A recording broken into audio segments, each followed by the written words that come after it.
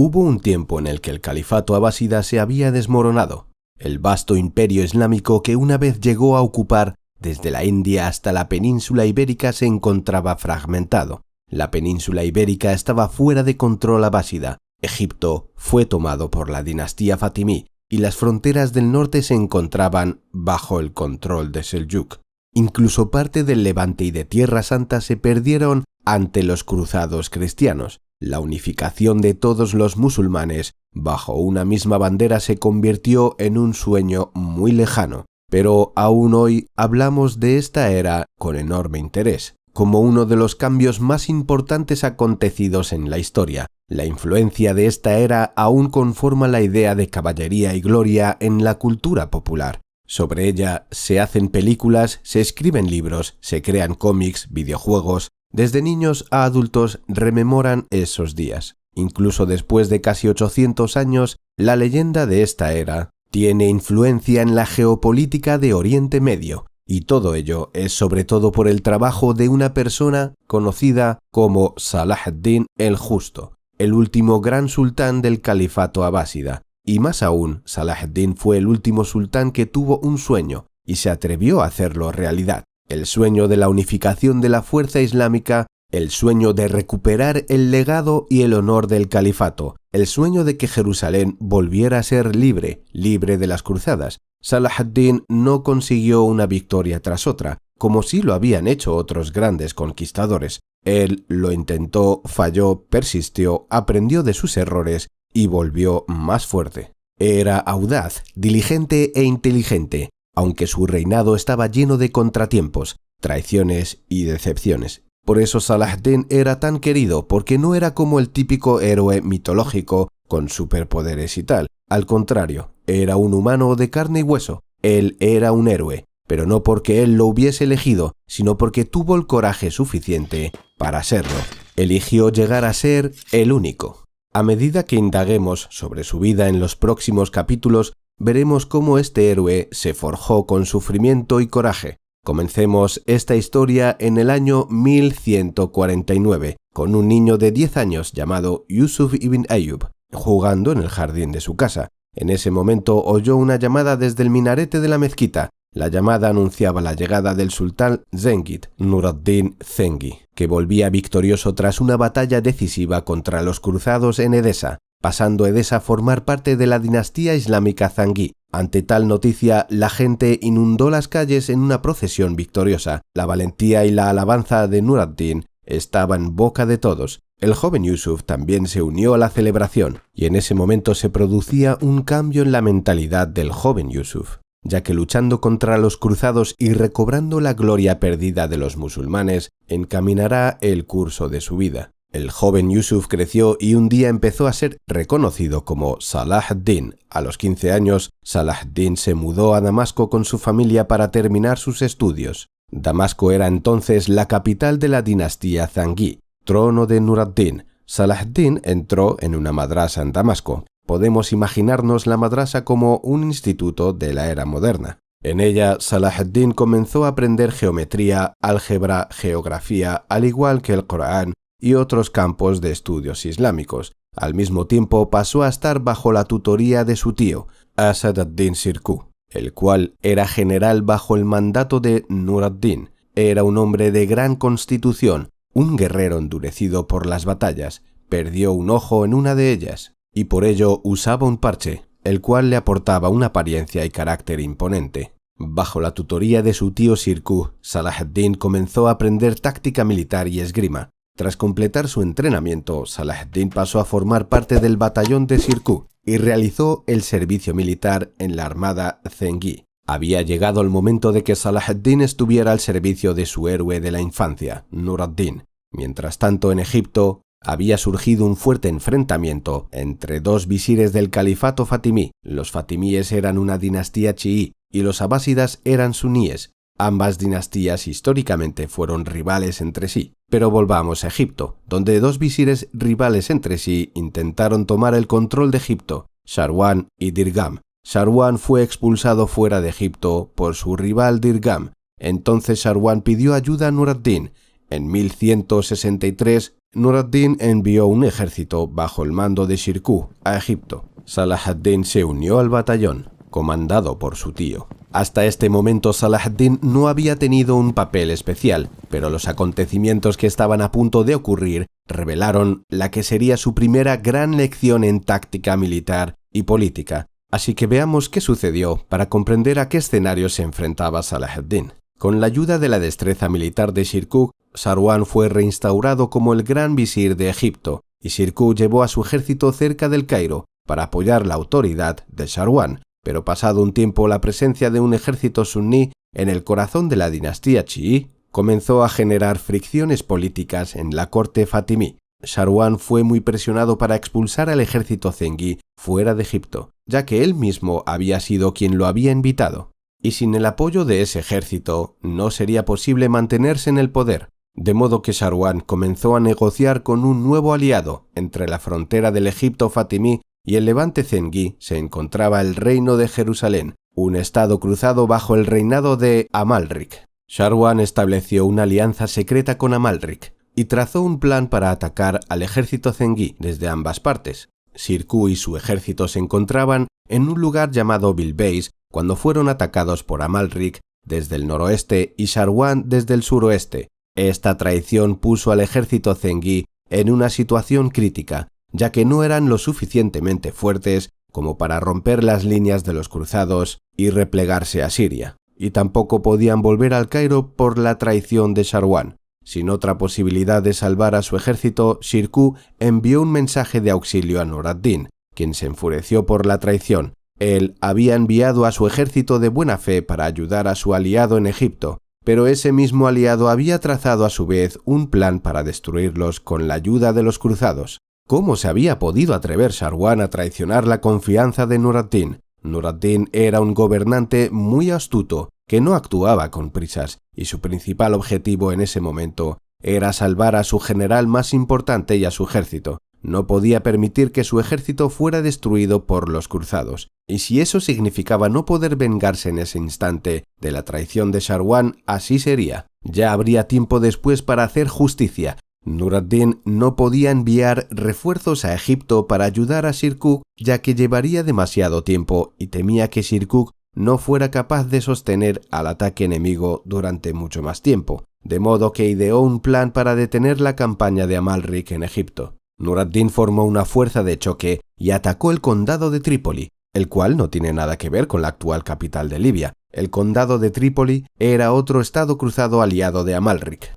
Así que cuando Nur ad-Din atacó Trípoli, Amalrik tuvo que frenar su avance en Egipto y mandar parte de sus tropas a defender Trípoli, lo cual dio a Shirkuh una vía para desplazar a su ejército hacia Siria y así poder salvarlo. Y aprovechó la oportunidad. El ejército zengí se pudo salvar, pero tanto Nur ad-Din como Shirkuh no olvidarían la traición de Sharwan, porque confabular junto con los cruzados contra hermanos musulmanes no podía quedar impune. Esperaron a que llegara el momento oportuno, oportunidad que se dio en el año 1168, cuando Amalrik rompió su alianza con Egipto y atacó el Cairo. Amalrik siempre tuvo sus ojos puestos en Egipto, no solo para expandir su territorio, sino también por su vasta riqueza. El débil gobierno de Sharwan le dio la oportunidad perfecta para atacar y así Amalrik reunió su fuerza naval. Navegó hacia el Cairo a través del delta del Nilo. Egipto estaba demasiado débil para defenderse bajo el gobierno de Sharwan, así que el califa fatimí al-Adid suplicó a Nur ad-Din que rescatara a Egipto. Este era justo el momento que Nur ad-Din estaba esperando, el momento que estuvo esperando pacientemente durante años, el dulce sabor de la venganza. Finalmente iban a poder ajustar cuentas. Si ellos entraban en Egipto como una fuerza de liberación, tendrían el apoyo del pueblo egipcio para destituir a Sharwan y como extra también podrían vencer a los cruzados en otra batalla más. De modo que los zengí bajo la dirección de Shirkuh marcharon a Egipto. Salah ad-Din se unió también a la expedición, esta vez como comandante de uno de los batallones del ejército. Los zengí y los cruzados se encontraron cara a cara en un lugar llamado Al-Babein, al oeste de Giza, cerca de la frontera del desierto con el Nilo. Los zengí eligieron este lugar intencionadamente por una ventaja estratégica que se volvería obvia más tarde durante la batalla. Por el momento Salah ad-Din había tomado el control del ala derecha del ejército y Shirkuh el central. El ejército de los cruzados era más numeroso y más fuerte en armamento que el de los zengí, de modo que Shirkuh y Salah ad-Din comenzaron a planear la estrategia que iban a seguir para inutilizar las ventajas de los cruzados y diseñaron un plan ciertamente ingenioso. Salah ad-Din personificaría el comando central del ejército y fingiría que sus soldados eran el contingente central. Shirkuh no sacaría todas sus tropas en el campo de batalla y escondería una parte detrás de las dunas, en el desierto. Como los cruzados desconocían el plan, cargaron con toda su fuerza hacia el comando central de los zengí, y ese fue el momento para el que se había preparado Salah ad-Din durante toda su carrera militar. Si no podía vencer al enemigo por la fuerza, lo haría por medio de la estrategia. Tal y como planearon, Salah ad-Din ordenó una retirada fingida y dirigió a su ejército de vuelta al desierto. Los cruzados fueron tras Salah ad-Din y cayeron en su trampa. La caballería tan pesada de los cruzados perdió su ventaja en el empinado y arenoso terreno, ya que no se podían mover con rapidez, mientras que la caballería ligera de los zengí se movía mucho más rápido en el mismo terreno, ganando la ventaja que habían logrado los cruzados. Sus líneas se rompieron y la batalla se fragmentó en pequeñas escaramuzas en vez de un único ataque central. Shirkuh esperó a ese preciso momento para lanzar sus tropas de reserva y volver a la ofensiva. A la par que Salah ad-Din volvía con sus tropas y lanzó un contraataque desde el otro lado. Atrapados entre las dos ofensivas, el ejército cruzado fue derrotado por completo, siendo esta la primera señal del ingenio estratégico militar de Salah ad-Din, saboreando su primera victoria contra los cruzados. Desde ese momento en adelante, Salah ad-Din no sería un mero espectador, sino que tendría un rol activo. El joven, inspirado por las historias de ataques victoriosos contra los cruzados, era capaz de vencerlos ahora por sí mismo. Acompáñanos en el próximo vídeo explorando los primeros años de la administración de Salah ad-Din y su carrera militar, cómo llegó a ser un gran visir, cómo protegió a Egipto de otro ataque de los cruzados, cómo fortaleció a la nación y cómo llegó a convertirse en sultán de Egipto. Salah ad-Din, parte 2. Vientos de cambio.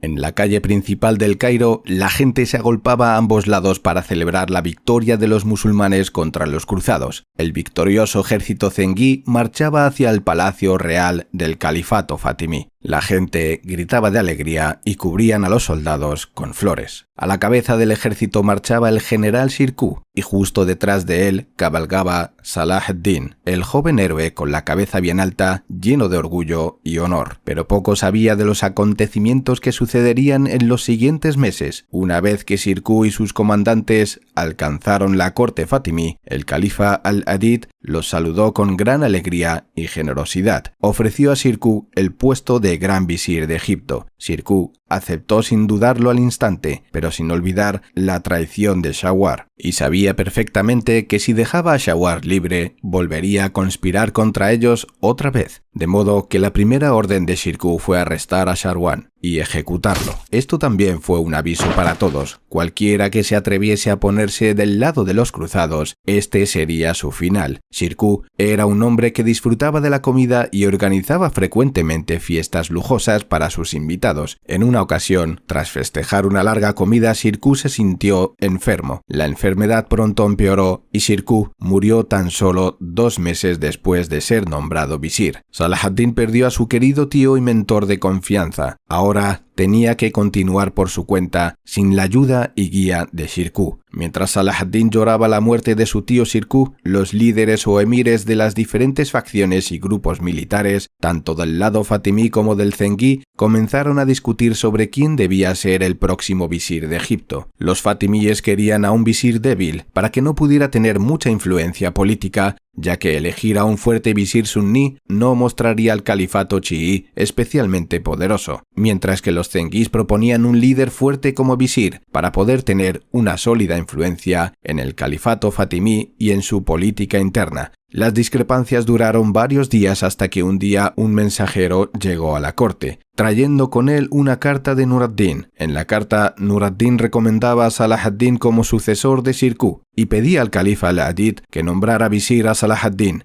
Después de todo, la familia de Salah ad-Din había ofrecido un gran servicio durante muchos años, tanto a Nur ad-Din como al-Adid. Los emires fatimíes apoyaron este nombramiento, ya que pensaban que Salah ad-Din era un hombre joven sin experiencia y que fracasaría con facilidad en su nuevo puesto como visir. Por otro lado, los emires zenguíes habían visto el liderazgo de Salah ad-Din en el campo de batalla y creían que podían confiar firmemente en sus habilidades, así que ellos también estuvieron de acuerdo con la propuesta. Y así fue entonces. Incluso más adelante Salah ad-Din llegó a ser, de hecho, legislador de Egipto, el gran visir del califato fatimí a la edad de 30 años, a comienzos de 1169. Salah ad-Din nunca había tenido tanto poder e independencia antes, pero todavía se encontraba en un tira y afloja entre el califato fatimí y el califato abásida por medio de Nur ad-Din, y como señalamos anteriormente, estos dos califatos, chií y suní, nunca fueron íntimos amigos, así que Salah ad-Din ahora tenía un problema de lealtad dividida. Como visir, debía lealtad al califato fatimí en Egipto, y a la vez como general de Nur ad-Din, le debía lealtad a la dinastía zengí y por tanto al califato abásida en Bagdad. Todo esto complicaba mucho a Salah ad-Din la posibilidad de hacer lo que él buscaba: ayudar a la gente, conciliar pueblos y liberar las tierras santas de los cruzados. Poco después de su nombramiento como visir, el conflicto político interno en Egipto comenzó a pesar mucho sobre Salah ad-Din. Intentó concentrarse en la reconstrucción de la nación egipcia, construyó varios hospitales y madrasas que eran como universidades según los estándares actuales, comenzó a invertir en mejorar las infraestructuras y las defensas de las principales ciudades de Egipto. Una tarde, Salah ad-Din se encontraba ocupado en su estudio, pensando sobre su plan para la nación.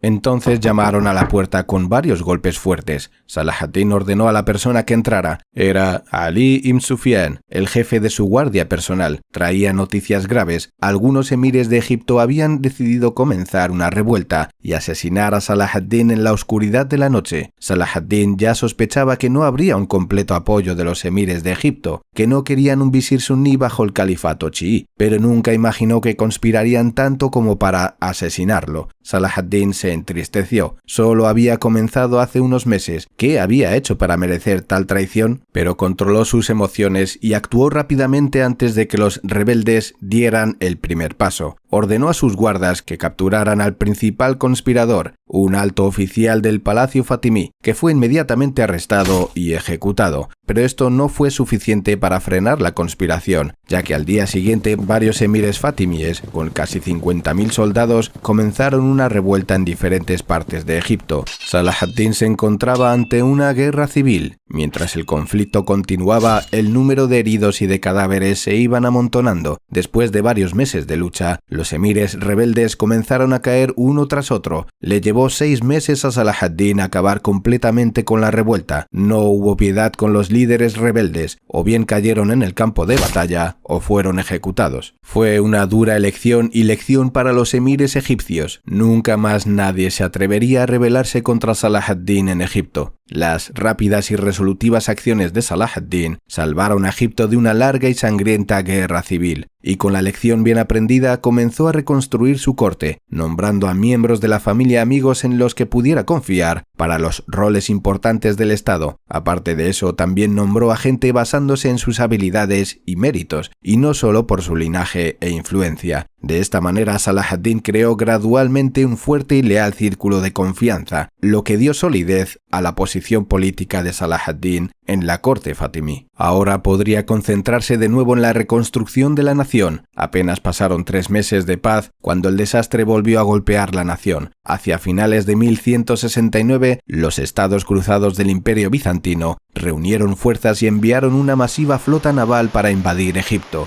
Se acercaban rápido para atacar una ciudad portuaria egipcia llamada Damieta. Salah ad-Din había estado trabajando en fortificar las fortalezas de diferentes partes de Egipto desde su llegada al poder, esperando un ataque de los cruzados, pero no esperaba que el ataque vendría desde el mar Mediterráneo. Pensaba que los cruzados tratarían de invadirlos por tierra, a través de la península Sinaí, tal y como lo habían intentado anteriormente, de modo que la principal fuerza de defensa se encontraba mucho más al sur de Damieta, lo que significaba que podría llevar mucho tiempo enviar refuerzos a la ciudad portuaria. Así que tenía que encontrar la forma de retrasar la invasión. Envió un mensajero al gobernador de Damieta pidiéndole que bloqueara la entrada desde el mar, para que la flota naval no pudiera atravesar la línea defensiva. Le escribió que los refuerzos se encontraban en camino. Simultáneamente ordenó a su ejército marchar a Damieta. Hasta recibir noticias de Salah ad-Din, los defensores de Damieta fortalecieron la defensa de la ciudad y levantaron una cadena de acero a través de la bifurcación del Nilo. Esto impidió que los barcos cruzados entraran al puerto desde el mar y lanzar el ataque. Los cruzados habían decidido bloquear la ciudad desde el mar, pero esto era exactamente a lo que se había anticipado Salah ad-Din. De este modo pudo enviar suministros fácilmente a la ciudad a través del Nilo, y los refuerzos podrían llegar a la ciudad desde el sur sin tener que enfrentarse al enemigo. Los cruzados se dieron cuenta de que no podían tomar la ciudad tan fácilmente como creían. Entonces comenzaron a realizar tácticas de asedio regularmente y desplegaron armamento de asalto para atacar la defensa de la ciudad. Construyeron catapultas, torres de asedio y balística, pero los defensores de Damieta fueron capaces de defender un ataque tras otro. Se mantuvieron fuertes gracias a que conseguían regularmente suministros de comida, armas y hombres. Incluso cada cierto tiempo, los defensores atacaban presionando las líneas frontales de los cruzados. En una ocasión, enviaron un barco en llamas por el río hasta la flota bizantina. Tan pronto como el barco alcanzó a la flota, los explosivos depositados del barco en llamas fueron detonados, causando una enorme explosión. 6 barcos de guerra bizantinos fueron completamente destruidos y otros sufrieron daños irreparables. En varias ocasiones, los defensores salieron fuera de los muros de la ciudad, atacando las líneas de asedio y destruyendo las maquinarias de asalto que golpeaban los muros de la ciudad. Tras varias semanas de intentos fallidos de conquistar Damieta, los cruzados comenzaron a quedarse sin comida y otros suministros. Su plan de lanzar un rápido y sorpresivo ataque a Egipto había fracasado totalmente. No había modo de continuar la invasión sin sufrir daños significativos. La guerra les iba a arruinar y las riquezas que planeaban saquear de Egipto estaban ahora fuera de su alcance. De modo que, tras 2 meses de intento de asedio a Damieta, los cruzados decidieron retirarse y dejar Egipto. Aunque el asedio a Damieta no había sido tan intenso como otras invasiones de los cruzados, el error de juntar fuerzas bizantinas y cruzadas para tomar un solo puerto egipcio fue un duro golpe para la moral de los cruzados. Esta victoria demostró la capacidad de liderazgo de Salah ad-Din y tuvieron que pasar otros 5 años antes de que Egipto tuviese que afrontar otro ataque externo. Salah ad-Din disponía ahora de los recursos y el apoyo en Egipto para continuar con su plan principal. No os perdáis el siguiente vídeo en el que veremos la consolidación del poder de Salah ad-Din en Egipto y su lucha por la unificación de las naciones musulmanas bajo la misma bandera contra los cruzados. Estad atentos.